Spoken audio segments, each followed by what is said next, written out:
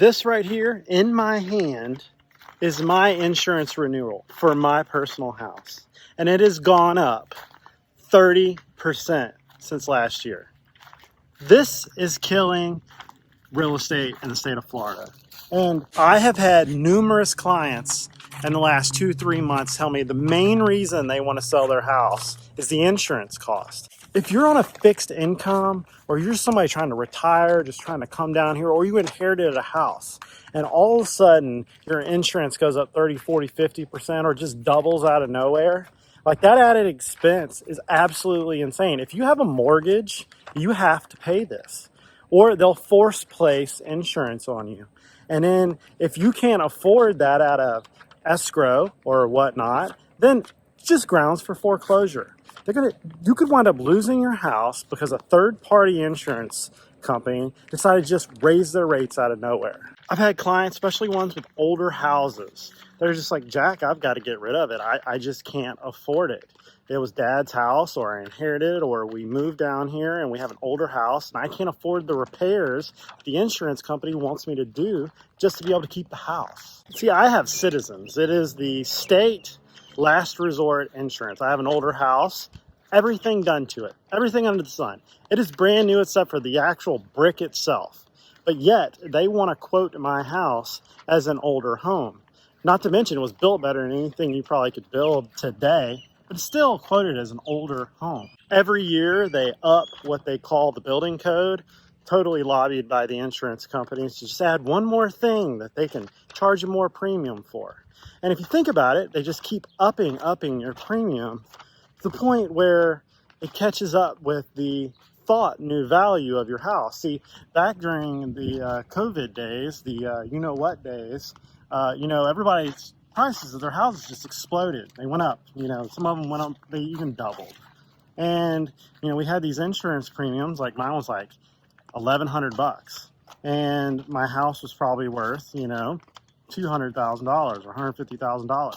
But when those prices went up and now my house is worth $350,000, this is the excuse that insurance companies can say, you know what? Well, your house is worth more, so I should be able to up your premium. The whole 1% rule that, maybe your insurance should be 1% of the value of your house or whatnot. Well, let's do that. I don't know about you, comment down below about this, but I'm fed up these insurance companies just upping the price of everything. And then if you look at what you really get for the premium you're paying, it doesn't really cover anything. Like here in Florida, especially with older houses, it's hard to find a policy that's even decent. So they force you into this small little hole of 4 policies. And when you read the policies, they don't really cover much of anything. Like Citizens, let's talk about Citizens for a second. Pressing rain, I'm pretty sure they don't cover pressing rain. What is a freaking hurricane? Pressing rain. It's like a power washing of your house. It doesn't even come through the roof, through the gables or through the soffits. That's where the water comes from. That's what does a lot of damage. It just runs down the rafters of your house, goes in there, creates a big puddle in the ceiling. Well, I'm not going to cover that. And oh, by the way, if you have Citizens, in the next few years, depending on the price point of your house, they're going to force you to have flood insurance, even if you don't live in a flood zone. I don't live in a flood zone.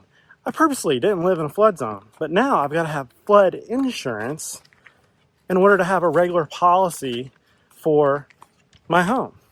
Most of these insurance companies are even getting selective to where whatever, the year of your house, your house is too old, we don't insure you, we're going to drop you now. Houses over 1970, older than 1970, we don't cover that no more. Dropped. And then when you get dropped, you got to go hunt for a new policy. And then they're going to jack the premium up on you because, from renewal to renewal, or from the time you created the policy or you bought and binded the policy, they get to up it to the new premium stages or the new price point. I'm down here at the beach in Navy Point. Look how pretty this is. It's Naval Air Station Pensacola over there. Florida, Louisiana, Texas getting hit the hardest on this stuff. And it's like every month there's a new story about home insurance, Florida. And I tell you, the politicians have really got to get on board to fix this stuff. I don't think the politicians have any idea what's going on. I don't think the governor understands what's going on. It's like, let's just fix a sinking ship. Tourism, travel, that's all Florida. people come here to enjoy the beaches. Well, we have to have natural disasters just like everywhere else in the country. But the problem is, we build by the water to have this beautiful waterfront, types of property. But it is doable. It's just between litigation and fraud and all these things that happen, insurance companies can look at a property more now and decide whether, hey, I can fly a drone over there and I can see if this thing's safe or not. It's not hard, but it's like there's like one more piece of red tape over one more piece of red tape. It's like, oh, you need a new inspection. Oh, you need this. Oh, you need that. And I need to go put a $30,000 roof on a house in order to get my insurance $2,000 cheaper a year. It's like sometimes the problems that these insurance carriers like to put on top of us just doesn't meet the standard of why I'd want to do that. Hence, the price of these properties just to own and maintain just don't make any sense anymore. And I said years ago that one of the number one problems of real estate on the Gulf Coast was the cost of ownership. That insurance is the real estate game here. It is the entire game. Insurance is the game. And when you buy these houses, you got to make sure you're buying a house that's properly vetted, usually having a good real estate agent or somebody who knows what's going on, that you buy it right. You buy it. It's got hurricane clips, wind mitigation, it's got new plumbing, it's got all that junk out of it that makes insurance really expensive. If you watched my video on houses not to buy, galvanized plumbing, bad wiring, old sewer pipes, old septic tanks, not having wind mitigation here on the Gulf Coast, not having an elevation certificate, not having the proper things before you buy, it costs you a lot of money. You wind up buying these properties, then 30 days you get a letter saying the insurance is dropping you. The next policy you can get $10,000 on a $300,000 house. Like, you got to know these things before you get into them, where you wind up with some costly repairs just trying to keep the property. See, the insurance companies are blaming it on climate change. It's just like an excuse to raise interest rates. It's like, I don't know if you're tracking that. They're going to redo the colors of Romex, the wires in your house. They're going to change the colors of them. And I know what they're doing. They're gearing this up to say, you know what? You need upgraded wiring in your house. You're going to change the colors. Like, I think 10-2 is going to be pink now. Statistically, 2005 was the worst hurricane season, not 2024, or not 2023.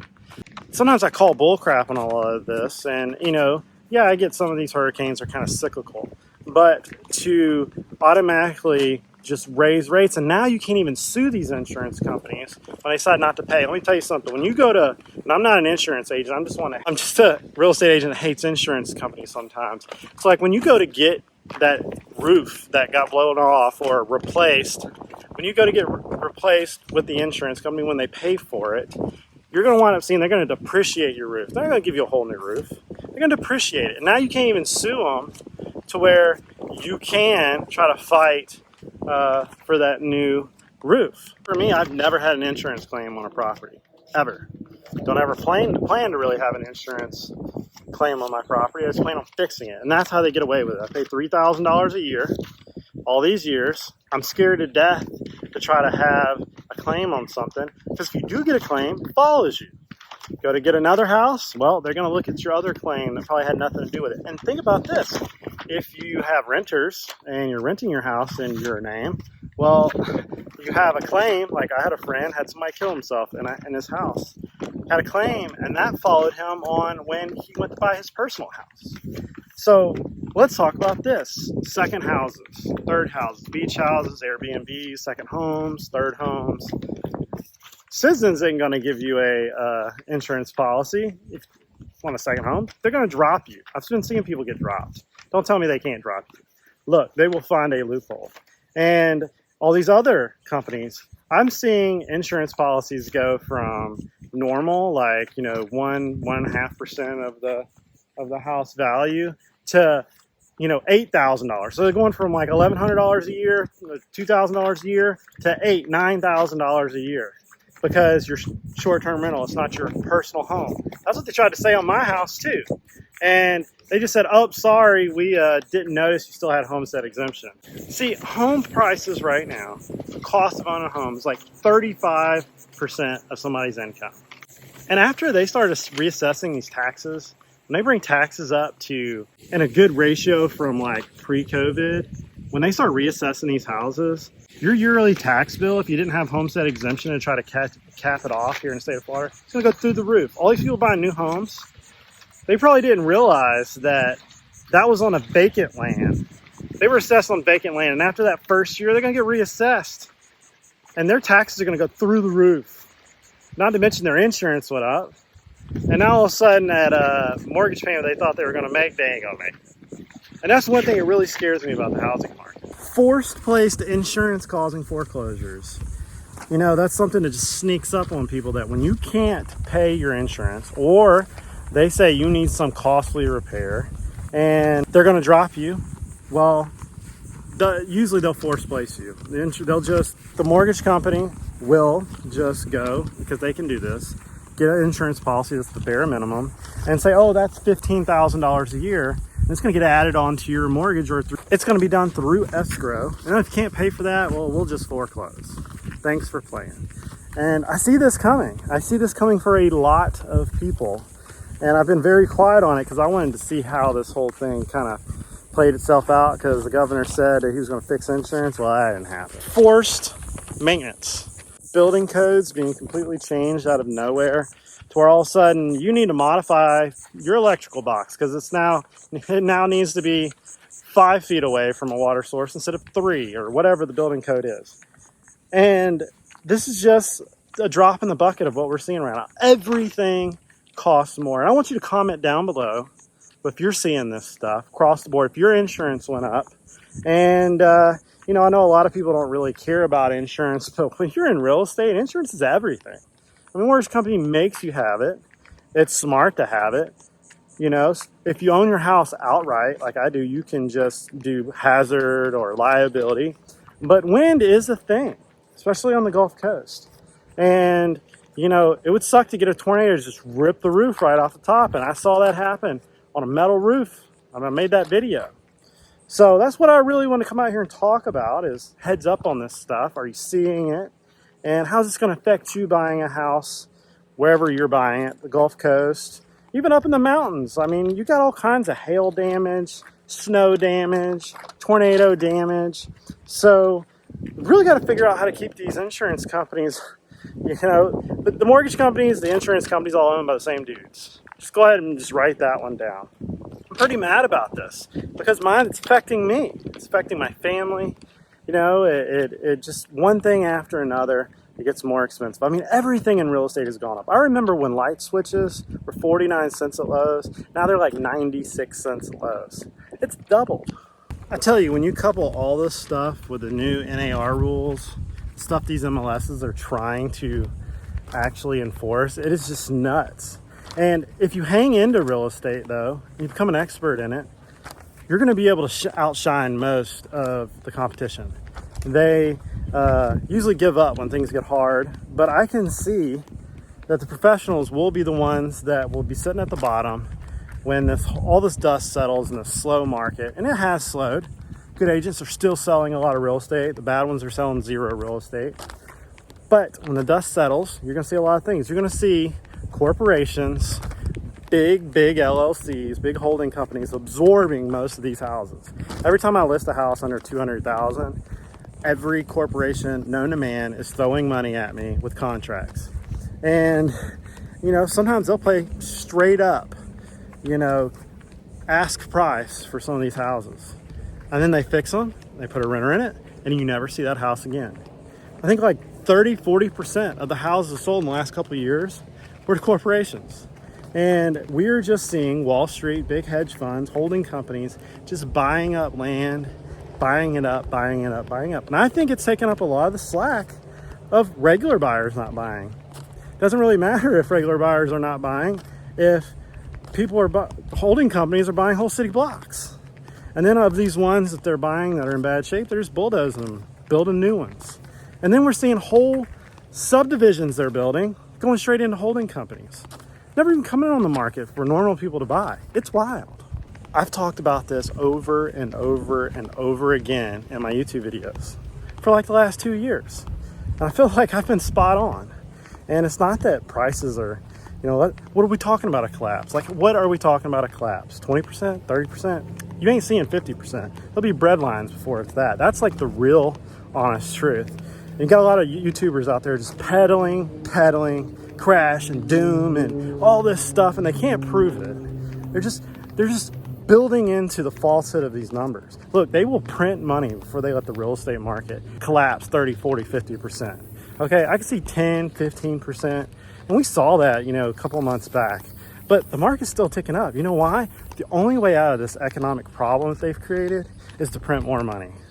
Print more money, stock market goes up, rah-rah-ree, everything's fixed. I mean, that's why you're seeing all these wars, all the M2 money supply they create, all the liquidity. They're just pumping it overseas as fast as they can just to export that inflation. It's happening. That's why all these houses went up so fast. Everything went up. That's what happens when you throw money out of a helicopter. But if you are in a location other than state of Florida, lower Alabama, where I'm at as a real estate agent, comment down below if you're seeing housing prices go down. I mean, like actually going down, not like I heard. I'm talking about you're in San Francisco and everything's vacant, or you're in New York City and everything's vacant. Comment down below, let me know what you think so all of us can see these things, because I feel like all the numbers we're getting are completely skewed, fabricated. I don't even think the CPI inflation numbers are even close to what's going on, because all the stuff that I use is not even on the list of CPI inflation, because houses in my neighborhood have almost doubled or more, and they've gone up exponentially. It's crazy. But yet everybody will tell you, oh, you know, real estate's up 5%. No way. So in conclusion, before you start thinking about buying a house, one, make sure you have an idea of insurance. Just don't call USAA or State Farm and think you're not going to get completely killed on insurance. Two, find a good agent that knows what the heck is going on with the house. Somebody that actually sells real estate, not one a year. Somebody that actually sells real estate. Get a good home inspector. Try to meet the standard of insurance that these guys actually want. Okay? Don't buy things that haven't been maintenanced, updated, things that are old, unless you know what you're doing and they've had all these things done to them. You got to make sure you have a good roof, good 4-point, electrical system, plumbing, HVAC, all these things new. Hot water heater, less than 10 years old. Listen to a good home inspector, and then try to buy a house that will get you a good insurance policy. If you're in a flood zone, go on the FEMA map, look at it, make sure you're not in a flood zone. If you're in a flood zone, make sure you have an elevation certificate and you know that you can prove to the insurance company that your house is not going to get hit by a tidal wave. Okay? And if you are in a flood zone, well, you're going to have to pay for flood insurance. Hopefully it's on stilts. But if you can do these things, you can mitigate your insurance bill, because that's the cost of ownership. That, taxes, maintenance, you know, you can make sure it's maintained good, well, correctly. You can usually keep your insurance within reason. But I have a feeling that they are going to try to phase out some of these old houses. You're going to have to own them outright, even though they were built better than the ones today. 100% better. Like these houses back here, see that one, see that one, see that one. They've been here since 1940, right in front of that. Let me tell you, that water right there was where I'm standing during Hurricane Sally. You can go check out my video. But that's it, guys. I wanted to do a video down here on this awesome water, even though it's windy and it's hard to make a video in the wind. And comment down below with what you think, what you're doing to prepare. This is just part of this crazy inflation and part of the economy we're in. I think we're going into a recession. There's really nothing we can do about it. Now, how will that affect real estate? I don't know. I think they'll keep printing money. Depends on what the elections does. See you guys later.